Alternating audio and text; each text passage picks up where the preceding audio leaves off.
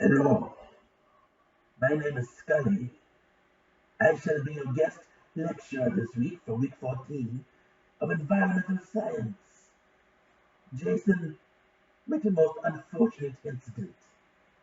He ran out of coffee and perished.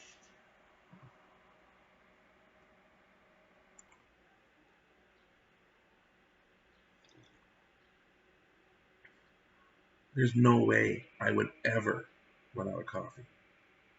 I will go without toilet paper before I go without coffee. I don't know. I'm just trying to be funny, and the key word there was trying, obviously. I can always try.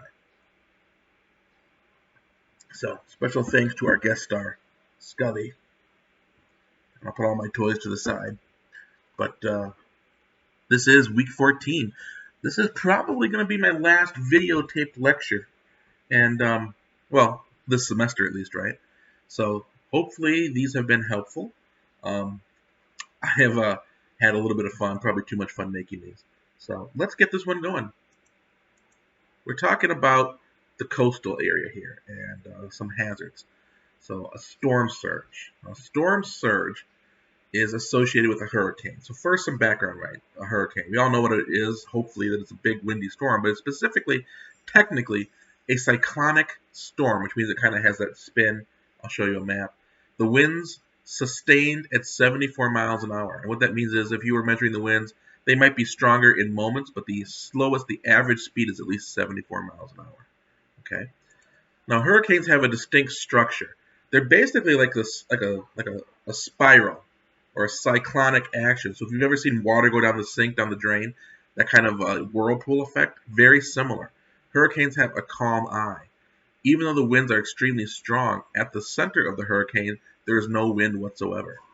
The clouds that surround the eye, they call those the eye wall. That's the strongest wind and rain.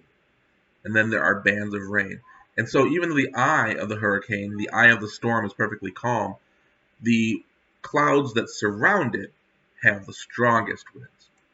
Now, when you look at the world and you look at meteorological killers like storms and mudslides and all this, hurricanes are the largest one. They kill the most people worldwide. But it's not the wind. In fact, storm surges are the most dangerous aspect, flooding that is caused by hurricanes. So right here is a satellite image of a hurricane. So the clouds kind of spin like this. You can actually see there's the eye right there. So from space, there's no clouds. It's perfectly clear. The strongest winds are right here, and they rotate around it like this, almost like a spiral. This right here is the path that Typhoon Haiyan took in 2013. We call them hurricanes, but if they're in the Pacific Ocean, they're called typhoons. So this is the path it took. It was the strongest hurricane/typhoon ever measured. The winds were almost 200 miles an hour. So that's enough to pick up a car and throw it easily 400 or 500 feet. So pretty strong. And it crossed the Philippines here before it landed in China. In the Philippines, right here, due to storm surges and mudslides caused by it, it killed over 6,000 people. So, the storm surge. What happens is this. Hurricanes have to be formed over water. They need warm seawater to form. You're going to watch a video this week that really explains this quite well. But it needs that happen. But what happens is all that wind blowing really, really fast basically pushes the water. So if you ever, when you were a kid, gone in the bathtub and blew on the water or your drink, you can see it pushes the water. And what happens is when you get close to the shore of the ocean, it basically pushes this water up onto land, and we experience it as a big, huge wave or flood. Now, what influences it? How high does the storm surge get? Depends on a couple things. How much wind there is. If the water offshore is shallow, it has more room for the water to get pushed up. Tide. These happen in the ocean, and the ocean has tides. Twice a day, the ocean rises and falls, some areas by maybe 10 to 15 feet. So if the storm surge happens at high tide, that's an additional 10 feet. And then the last thing is barometric pressure. I'm not going to get into hurricanes and how they form too much, but hurricanes form around an area of low atmospheric pressure. And in some hurricanes, the atmospheric pressure is so low, it actually is the same as water being sucked up. So I've got a little slide here. If I can get to my... Here we go. And this just shows you, here's a hurricane cross-section, so it's rotating this way. And here's the ocean surface. And you can see the wind is actually blowing this water right here. And that's the storm surge. So this is going to come across shore right here. That's the height of the storm surge. A little bit of this is actually the low pressure, which draws the water up. Only about 5%, but enough to add up to it. So where do hurricanes happen? This map shows you all the known hurricanes that we've been able to track for the last probably roughly 60, 70 years. So this is the track of a hurricane. So the most hurricanes actually happen right over here in the Pacific Ocean. We don't hear about these too much because this is off the coast of Mexico. They form out in the ocean and they go out in the middle of the ocean. They don't really affect anybody. So we don't hear about that. We hear mostly about the ones that happen in the Gulf of Mexico or the Caribbean because they hit Florida and Texas or Cuba or Puerto Rico or Haiti. So we hear about these more often. But the most number of hurricanes or typhoons happens here, right off the coast of China and the Philippines, as you can see. A decent amount happen here near Australia, and some of the deadliest ones happen right here in India, which is kind of odd because they don't have that many, but when they do, as I'll talk about later, the storm surges are some of the worst. This is an odd little outlier. Normally hurricanes don't form here, and the reason is some of the things it needs, the water here isn't as warm as it needs to be, and the currents are different. But with global warming and climate change, this is something we might see more of. Hurricanes forming in places we don't normally see. So, storm surges can be quite deadly. Storm surges are what caused the flood during Hurricane Katrina that killed most of the people in New Orleans. So what are some things that basically protect us from storm surges? Well, the first thing are offshore barrier islands. We talked a little bit about that last week. That long string of islands that kind of runs parallel to the coast. It's kind of like a breakwater at a harbor. That takes the initial brunt. The waves come, they hit that island, and they kind of break up a little bit. Or coral reefs, where the water is very shallow. The shallow water, if you've ever seen waves come into the beach, you know when they hit shallow water, they kind of break up. So those things can help. They can slow down the speed the water is coming so that it spreads out a little bit.